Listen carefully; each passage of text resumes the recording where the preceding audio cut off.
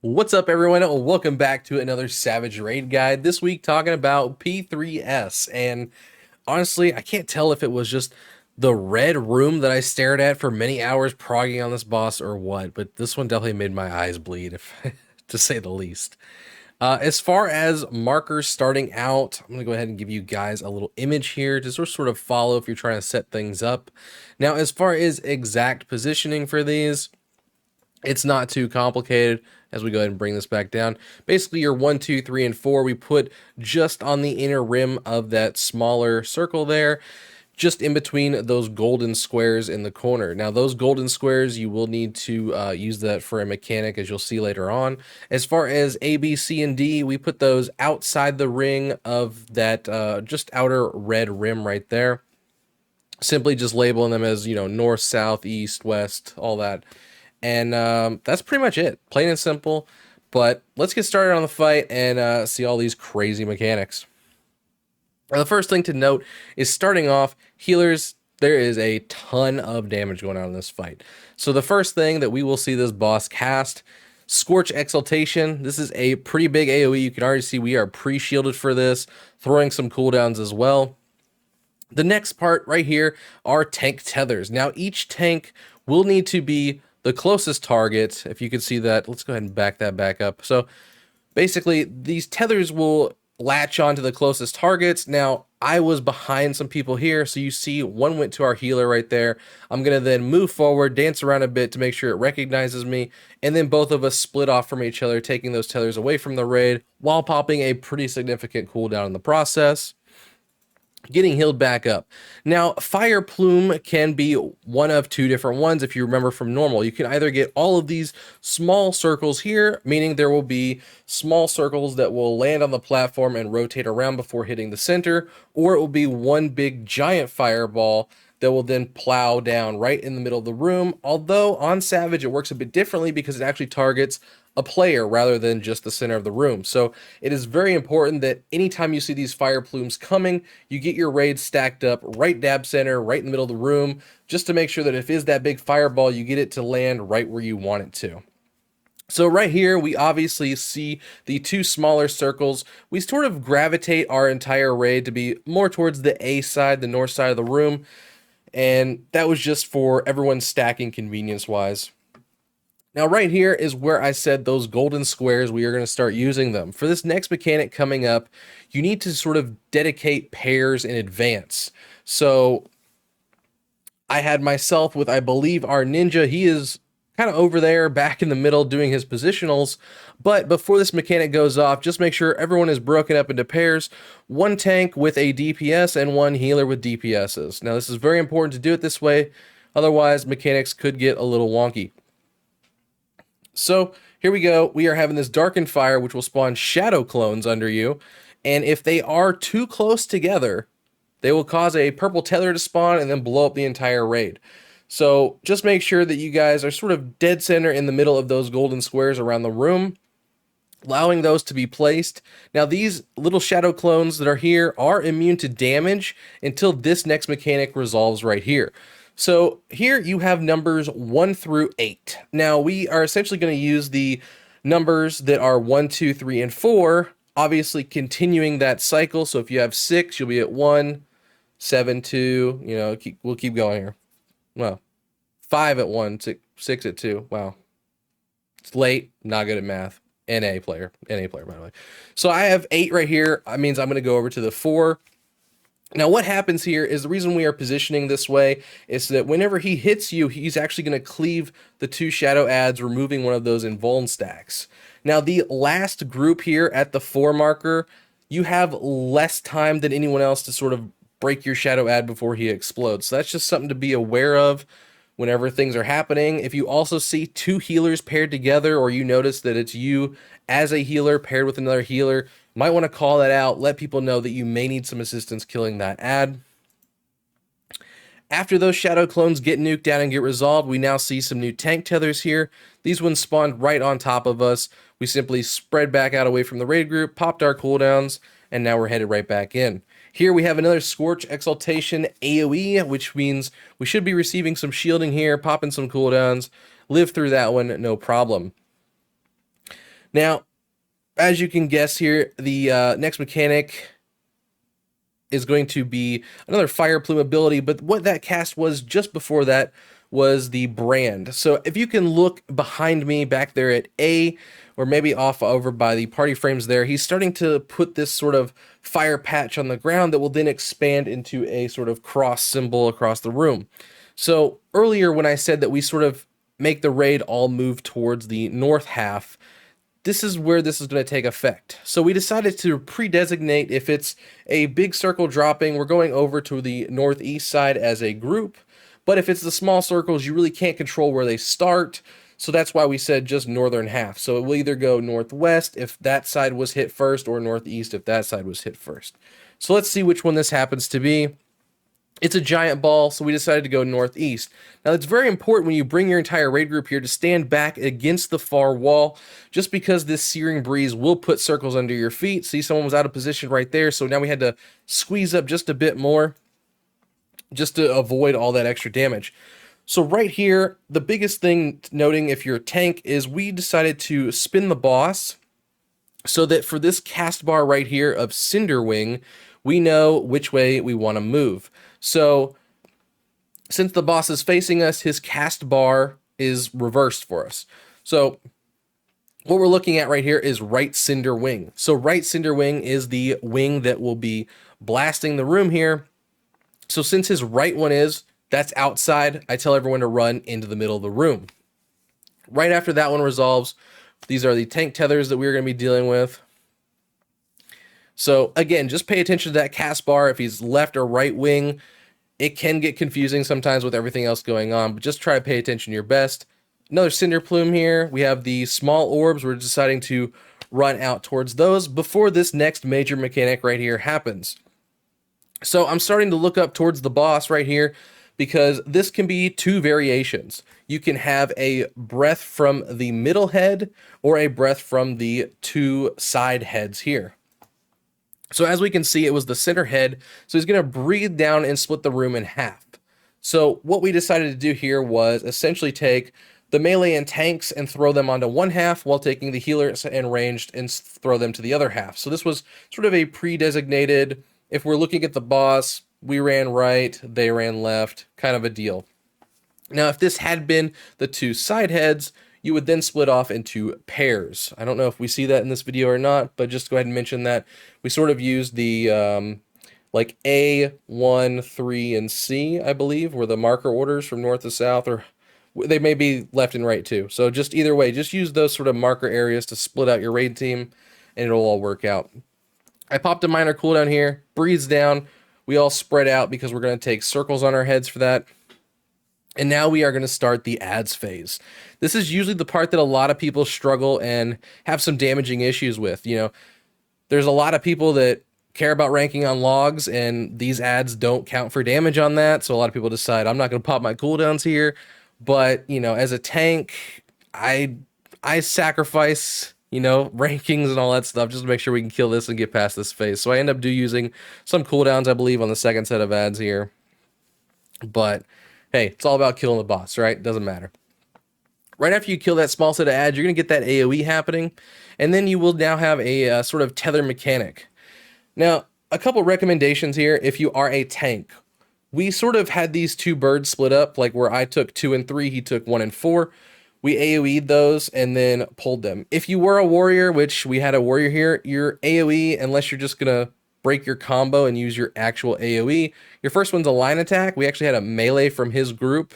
Hit that, bring it to him for him to get threat on. Now, the other thing I will say is that if you want these next birds, since aggro, enmity, or whatever is reset on these, I would highly recommend using throw on a couple of these. So I'm using throw on these two right here before resolving this tether hectic mechanic that you're going to see in front of me right now. But that will just ensure that after all this is over with, those birds will come back to me. So now I'm starting to look here, and if you can see that my bird is over at D, it's then tethered to our bard, and then it goes to me. So basically, the bard has 2 tethers. I am the end tether. What you want is the person with the 2 tethers is going to be the opposite side of the room from that bird. So he is going to continue running over here to the right towards B, and I, as a single tether person, am going to go stand right next to this bird that I am tethered to. So similar way, everyone here has basically a 2 tether and a 1 tether resolved on their sides here. It's a little bit confusing, but once you guys figure it out, it all pretty much works out in the end. So right there, our warrior has a single tether, the red mage has 2, I have a single tether, the guy next to me has 2. These birds are simply just going to charge. Now the biggest thing to note is after this first charge happens, that person that has 2 tethers needs to move a little bit. So if you can see the guy next to me right here, he's going to be running a little bit to his left. Same with the red mage that was there. Because if you stand in that same spot as that bird is leaving your position, it's going to deal a huge amount of damage to you and probably kill you. Now, we also decided to mark these birds up just so that way we knew which one we were killing. And you want to kill them on these specific markers that we've laid out near the edges of the room.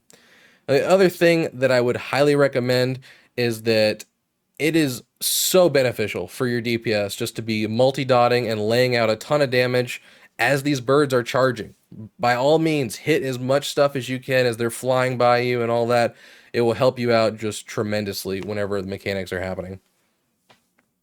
So right after that resolved here, we now have this Dead Rebirth. This is a massive AoE. It is huge. You're starting to see us pop some stuff. We're getting shielded a little bit. Obviously, by this point, a lot of people have the gear, so it's not going to be super big. But now that that has taken place here, there's a tank tether mechanic right here, which that's nothing new. You guys know how to resolve that as a tank. But the 4 little, I don't know, what do you want to call them? Rotten teeth with legs, squids, something, whatever these are, they will actually hit the second highest on enmity. So if at any point you guys have a tank that dies during this fight, those are going to start blasting off on your DPS. So if you res a tank, make sure that tank taunts and gets some enmity built back up, just so that way they're not teeing off on anybody specific. So we're resolving the tank tether right here. And then I think the next mechanic is actually going to be these little teeth thing going on your head, if I'm not mistaken. Yeah, so Fledgling Flight right here. This is where these little ads are actually going to go either on tanks and healers or on DPS. So what you want to do is they have these little arrows over top of them. You'll see mine right here. You want to make sure these arrows are pointing out, away from the middle. Once you see that arrow despawn, they are locked in place, and then everyone just sort of groups up in the center, and we don't die, hopefully. I don't know how that healer died right there, honestly. But anyway, so now we have another Glory Plume coming. This one works kind of similar, but a little bit different. It's actually going to be 2 different Glory Plumes you're going to see. The first one will be a fire version. Make it work similar to how you would before. Just split your team into 2 sets is the only thing to note here. So the let's just let it resolve here. I'll show you. So we have small orbs coming, but then he'll do a second one right here. Now you see a red black orb here. That is a single big one. Now that determines what you're going to do whenever you are resolving the first fire plume. So we have the smaller orbs happening. They landed right there. So we decided to essentially split these small teams up into one group runs towards A and D, and the other group runs towards B and C. So we are going to have essentially our tanks and melee run to one side, and then our healers and range are going to run to the other side. Once they get there, that second orb that I showed you earlier will tell you what to do next. If you see that big orb, that means you are going to stack together. If it happens to be all of these smaller orbs, it means you will spread apart whenever you get to that location. So we got out here, the black orb right there, that was a stack together. And then repositioning is very crucial right here. You need to try to get that boss back towards the middle of the room. For this next mechanic that actually is a little crazy, this is where the healers get to have a ton of fun. So healers sort of predetermine which sides of the room you kind of want. And you need to have an order system for this next mechanic right here. So what's going to happen is there's going to be these glowing orange circles on the outer edges of the room where the healers will need to split off, and you guys will essentially be gaining a huge absorption buff to heal. No, I don't play a healer. But you guys are going to stand there and you're going to heal for a ton. That's what I know. Any other healers that have a better clue on how that one works, feel free to comment down below. As far as orders go, we decided to do tanks, then melee, then ranged for this Phoinix ad. And the way that they pick targets is based on who is closest underneath the boss. So essentially you see both of us tanks standing here underneath him. We now have these pink circles. We are pre-designated running to certain positions. So I am running south, he ran north. We're going to drop these Phoenixes in front of that healer circle. So once this bird finally lands, as you can see, our melee were then right in line to pick up theirs next. So this Phoenix spawned. You need to stretch out these tethers across the room. We decided just to run behind each other's. I would simply call out that they were charging. That way nobody was in the pathway of these Phoenixes as they flew across. There was number 2. And then the final one where these ranged are stretching theirs out. And then that's also going to charge as the healers should still have this big healing buff for this Scorch Exaltation AoE. And then it's kind of like a nice little nuke fest right here. Get your LB3 rolling. Second Scorch Exaltation happening.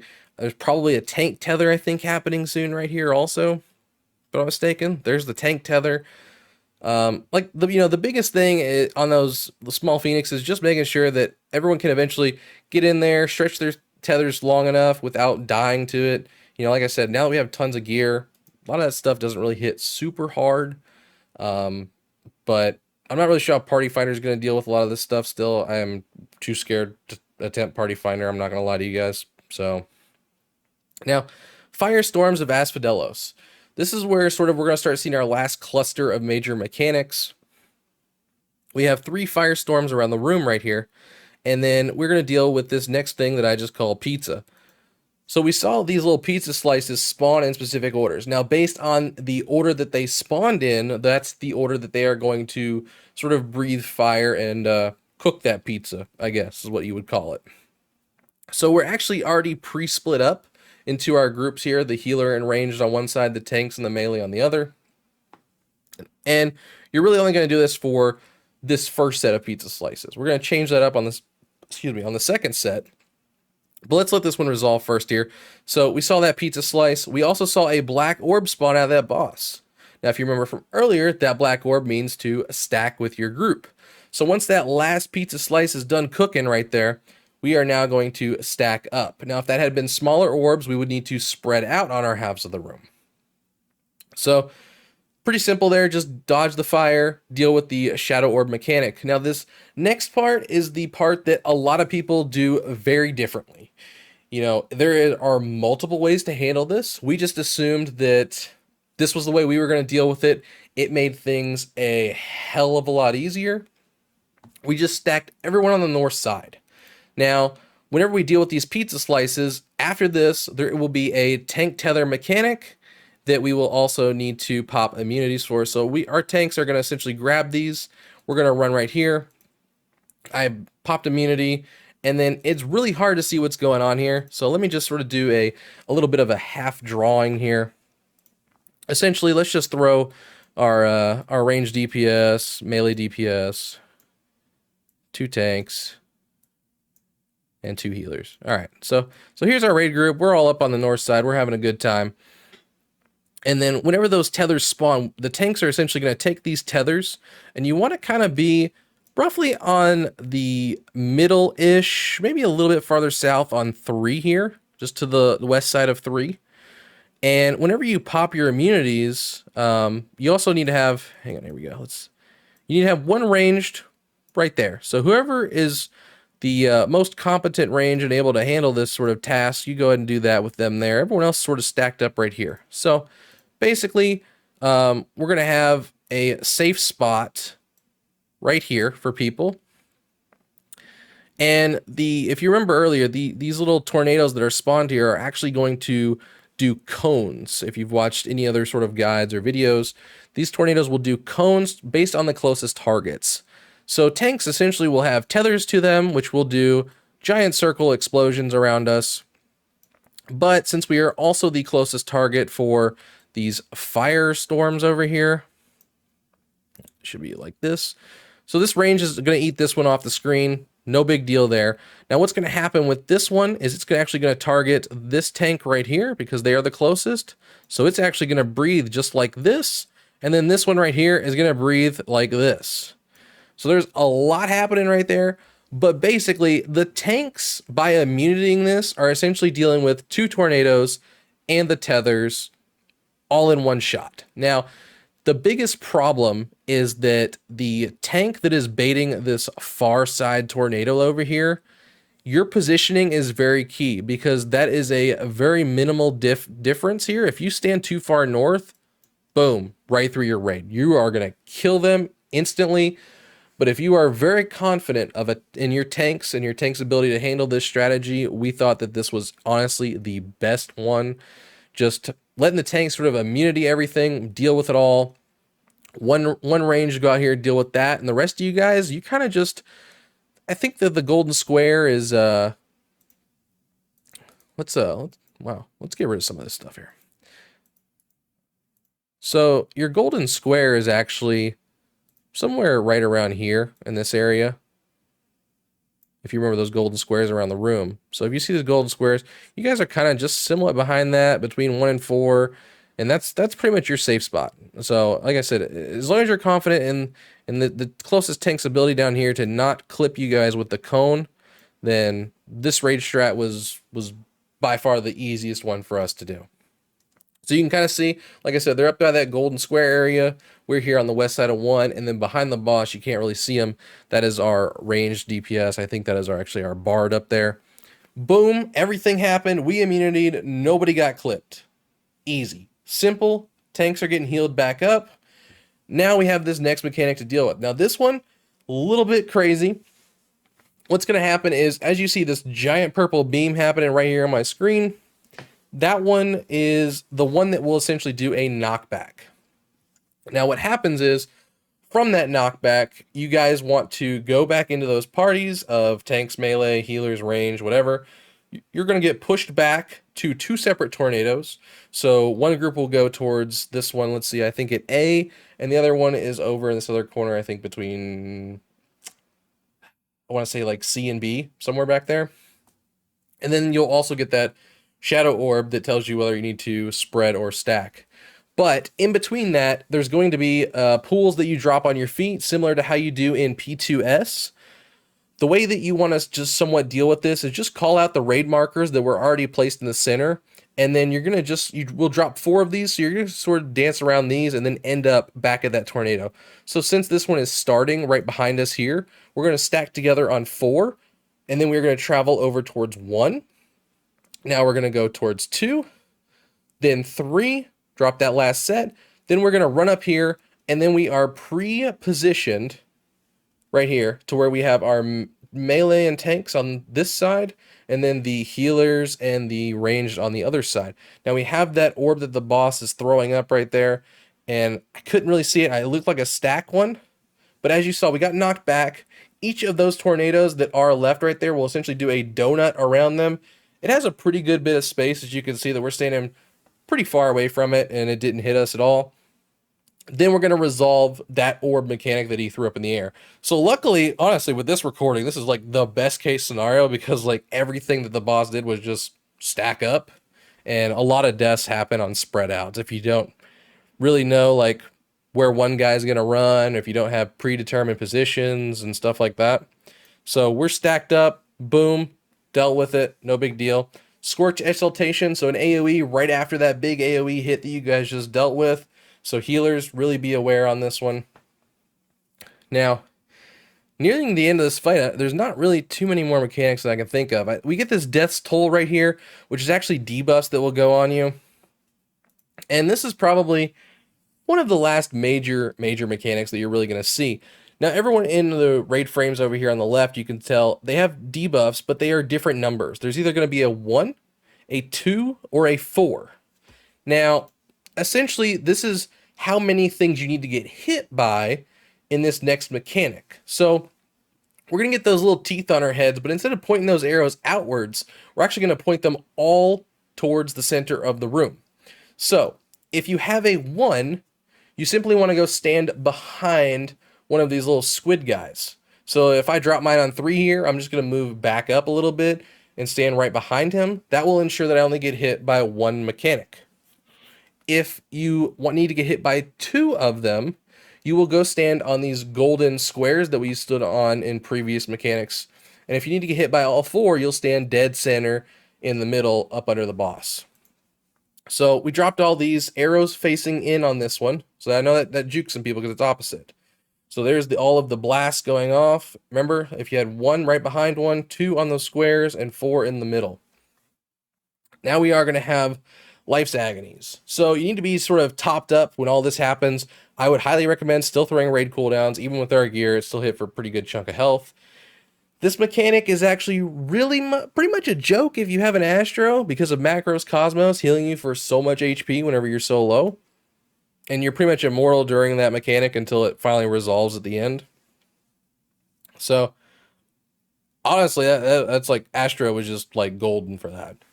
Here we have one more Glory Plume popping off on the boss here. It is a giant ball in the middle, followed by a red one. So we are splitting up into 2 groups again. We were a little bit off center, it looked like there, so the orb happened to drift a little bit more towards the north half, but, you know, we dealt with the mechanic, you know? So, like I said, just split up, and then there was, I think, a big ball, so we stacked. Now, here the Phoinix is up there in that north part of the screen, right up above A. We see the 2 heads. So, the 2 heads that are split off on the left side, this means pairs. So these were like, we pretty much just used the same pairs that we did for the golden squares for shadows at the beginning, like the fire shadows. And then had predetermined spots. So like me and my partner went to A. Luckily the tank who's by himself, it was actually his partner that was dead. So he was able to live through that mechanic. And then we simply just had the other people towards 3 and then C. And that was pretty much easy. And then we're getting a Devouring Brand here. You know, this is the fire cross in the room. So he's basically just repeating a lot of stuff at this point, just somewhat adding a little bit more flair to them, you know. Here we have the small orbs. Like I said, we went towards north side of the room. I took a damage down. I was a little slow on getting there. And dropped those circles once again. The boss, for some reason, is kind of a pain in the ass and decided not to move. But, you know, just call out basically the opposite of whatever the boss's wing direction there is. So that way you guys end up safe and don't die here the last few percent. Another big AoE. And another big AoE. And then I think it would be like Enrage from AoE right after that. But honestly, what you got? Yeah, there it is. Final Exaltation. So, I mean, it's not a terrible fight. It is pretty hectic at certain parts. And there's actually a point in progress, especially when you're with your FC, where you're going to sit there and the whole beginning of the fight is just going to be pure memory, super easy. And then you're going to get to that really like difficult part where there's like 4 major mechanics that happen all at once.